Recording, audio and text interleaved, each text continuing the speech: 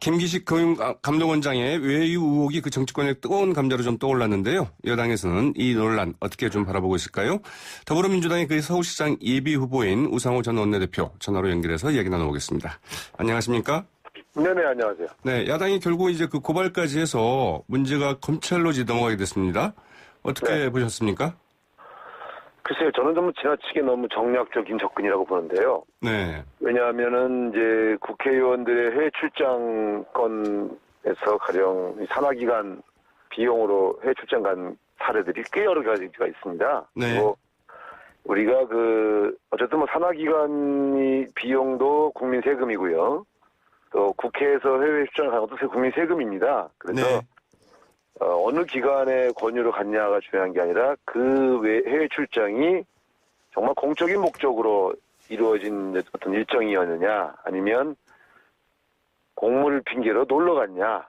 이게 사실은 이제 가장 비난받는 이유거든요. 핵심 또 쟁점이겠죠? 네. 두 번째는 보통 이제 산하기관들이 국회의원들을 데려갈 때는 자기네 기관들의 민원이 있습니다. 가령 네. 예산이나 법 개정. 그래서 해외로 데려가서 이제 그런 로비를 하는 거죠. 그래서 로비성 외유의 가능성, 이 두 가지 때문에 산하기관 해외 출장에 비난을 받습니다. 네. 그런데 김기식 원장 걸 자세히 들여다보면 사실은 이 두 가지 사유에 해당되는 경우가 거의 없어요. 그러니까 네.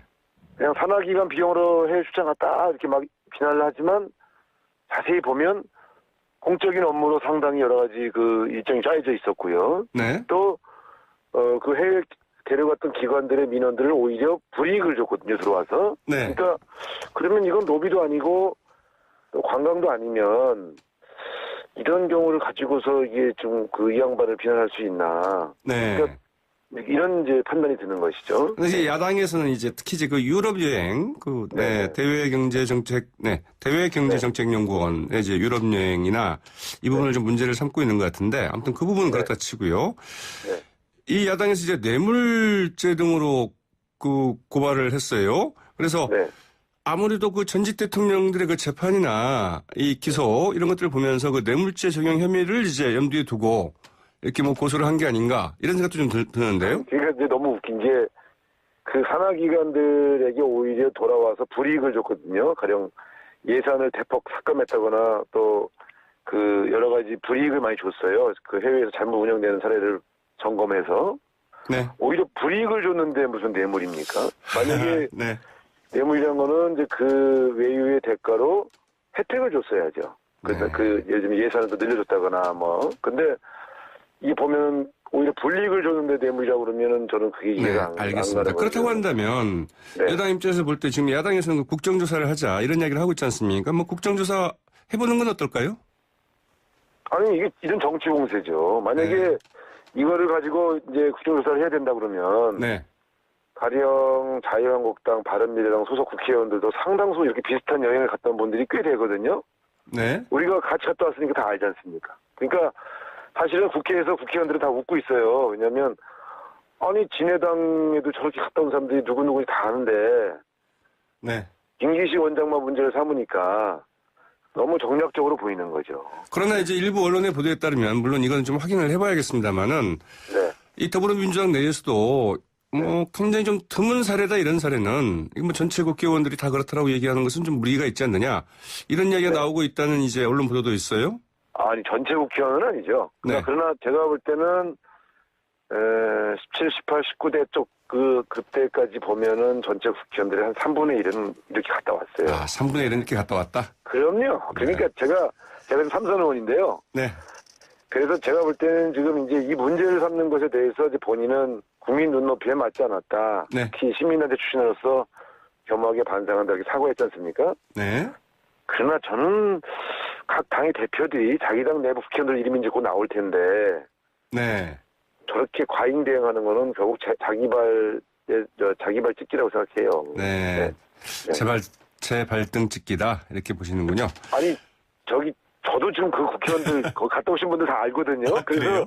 제가 어제도 화가 난 게 아니 그럼 이 몇 분만 좀 사람들 이야기를 해보시지 그래요? 네?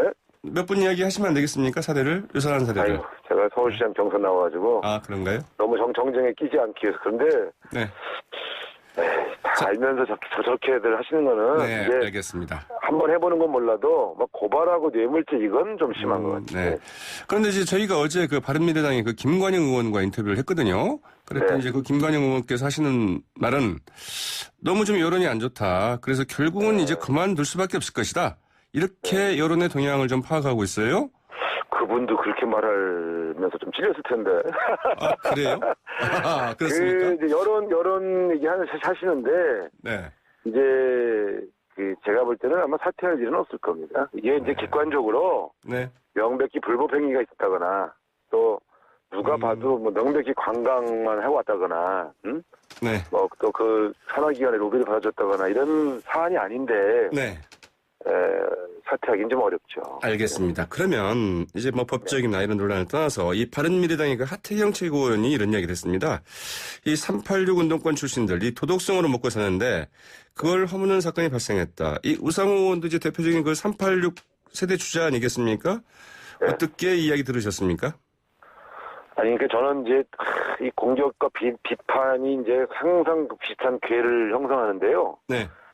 이제 이 문제는 결국 국회의원의 해외 출장을 어디까지 허용하고 어디까지 금지할 건가 이 문제 아니겠어요? 그렇죠. 네.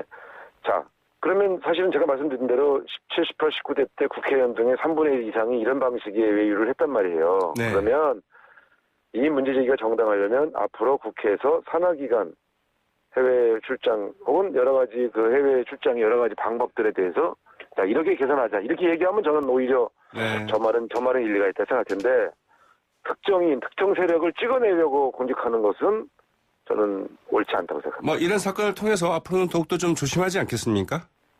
네, 아니 그러니까 그게 그런 취지로 비판을 하시는 거에 대해서는 네. 저는 겸허하게 반성하는데 알겠습니다. 김기식이라는 사람 한 명이 아주 비도덕적이었다 이렇게 비판하는 거에 대해서 제가 납득이 잘 안 간다는 거죠. 네. 자, 이제 김문수 전 지사가 이제 오늘 그 정식으로 서울시장 후보 출마를 이제 선언을 할 것으로 이렇게 보이는데요. 이 네. 대한민국이 그 위기에 빠져 있는데 그 위기는 그 공산주의, 사회주의 좌파의 그릇된 생각에 매달려 있다. 서울시장에 출마해서 그 한국에서 마지막 봉사를 하고자 한다. 이제 이렇게 얘기를 했습니다. 네. 어떻게 들으셨습니까? 글쎄요, 이분이 지난번 총선에서요. 네. 경기도 지사 하다가 이제 대구로 내려가니까 대구 사람들이 뭐 경기도 사람이 내려갔냐 이제 이렇게 비판을 받았을 때 뭐라고 말씀하셨냐면 본인의 뼈를 대구 수성갑에 묻겠다 이렇게 말씀하셨어요. 네. 아니 대구 수성갑에 뼈를 묻으신 분이 서울에 올라오셨잖아요. 네. 그러면 뼈는 묻어두고 뭐만 갖고 오신 건지 모르겠어요. 살만 왔나? 그러니까 저는 이렇게 여기저기 지역을 옮겨다니면서 출마하는 이런 행태가 과연 바람직한 건가? 네. 좀 이해가 안 갑니다. 저는 서울 시민들이 적어도 이분이 갖고 있는 무슨 자질과 능력을 떠나서 이렇게 지역을 왔다 갔다 하시는 그런 뜨내기 정치에 대해서는 동의하지 않으실 거라고 봐요. 네, 알겠습니다. 저희가 이제 바로 앞서 그 안철수 바른미래당의 인재영입위원장과 이제 네. 그 인터뷰를 했는데요. 역시 그 김기식 원장 즉각 좀 사퇴를 해야 된다. 그리고 청와대는 좀 문재인 대통령 사죄를 해야 된다. 국민들에게 이렇게 이야기를 했습니다. 네. 어제 이제 우 의원께서 이 부분에 대해서 좀 얘기를 하지 않았습니까? 네네.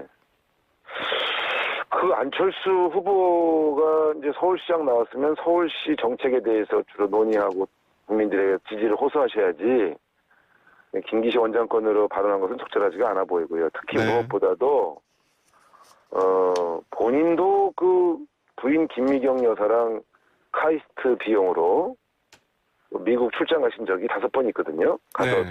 딸 만나고 오시고. 그러니까 그러면 본인도 자기가 했던 그 외유에 대해서 카이스트도 국민 따위 때문에 국민 세금이에요. 그러니까 카이스트 돈으로 그 해외 출장 갔다 오신 거를 먼저 해명하셔야 되는 게 아닌가요?